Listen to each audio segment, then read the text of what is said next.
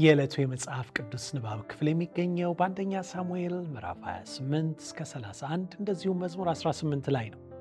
በመጽሐፍ ቅዱስ እግዚአብሔር ተመስሎ ከቀረበባቸው ተምሳሌታዊ መግለጫዎች መካከል አንዱ እግዚአብሔር አለቴ ነው የሚለው አለትነቱ ነው። የእግዚአብሔር አለትነት ከሚሰጠን በረከቶች መካከል ጥቂቶቹን ቀጥለን እንይ። አንደኛ፣ ጥላ የሚሆን አለታችን ነው። በተለይ በምድረ በዳ ውስጥ የሚገኙ ትልልቅ አለቶች በሐሩር ንዳድ ለተቃጠለው ሰው ጥላን የሚሰጡ ናቸው። ኢሳይያስ 32 ቁጥር 2 ላይ በተጠማ ምድር እንደ ትልቅ ቋጥኝ ጥላ ይሆናል በማለት የአለትን ጥላ የመስጠት ጥቅም ይናገራል። ታዲያ እግዚአብሔር አለቴ የምንለው እንደ ምድረ በዳ በሆነችው በዚች ዓለም ስንጓዝ ሳለ ጥላ ስለሚሆነን ነው።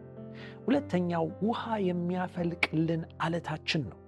አለታችን እግዚአብሔር እስራኤላውያን በምድረ በዳ ሲጓዙ የውሃ ምንጭ ሆኖላቸው እንደነበረም እንዲህ ተብሎ ተጽፏል። ሁሉም ከአንድ መንፈሳዊ መጠጥ ጠጡ፣ ይከተላቸውም ከነበረው መንፈሳዊ አለት ጠጥተዋልና ያም ማለት ክርስቶስ ነበር ይለናል አንደኛ ቆሮንቶስ 10:4። ዛሬም ቢሆን መንፈሳዊ ጥማታችንን ሊቆርጥልን የሕይወትን ውሃ ሊያጠጣን የሚችል አለታችን ክርስቶስ፣ ማንም የተጠማ ቢኖር ወደ እኔ ይምጣና ይጠጣ በማለት ይጋብዘናል።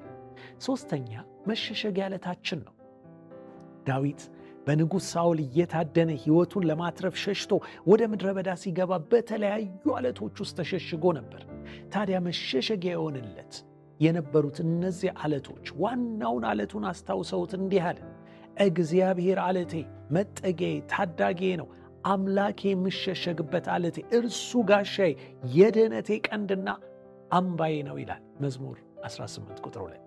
ዛሬም ቢሆን አለታችን እግዚአብሔር በብዙ ሽብርና ስጋት እየተናጠች ባለችው ዓለማችን ውስጥ ስንኖር የምንሸሸግበት አለታችን። ይህንን እውነት በመረዳት እኛም ከመዝሙረኛው ጋር እንዲህ ልንል ይገባል። ነፍሴ ሆይ አርፈሽ እግዚአብሔርን ብቻ ጠብቂ፣ ተስፋዬ ከእርሱ ዘንድ ነውና። አለቴና መድኃኒቴ እርሱ ብቻ ነው፣ መጠጊያዬም እርሱ ነው፣ እኔም አልናወጥም። መዳኔና ክብሬ በእግዚአብሔር ነው፣ ብርቱ አለቴና መሸሸጊያዬም በእግዚአብሔር ነው። ሰዎች ሆይ ሁልጊዜ በእርሱ ታመኑ፣ ልባችሁን በፊቱ አፍሱ፣ እግዚአብሔር መጠጊያችን ነውና ይላል መዝሙር 62 ከቁጥር 5 እስከ 8። እንግዲህ አሁን እንዲህ ብለን እንጸልይ። አባት ሆይ አንተ ጥላ የምትሆነን ጥማችንን የምታረካል ደግሞም የምንሸሸግባ አለታችን ስለሆንክ እናመሰግናለን። ሁልጊዜ በአንተ በመታመን ልባችን በፊትህ እንድናፈስ እርዳን። አሜን።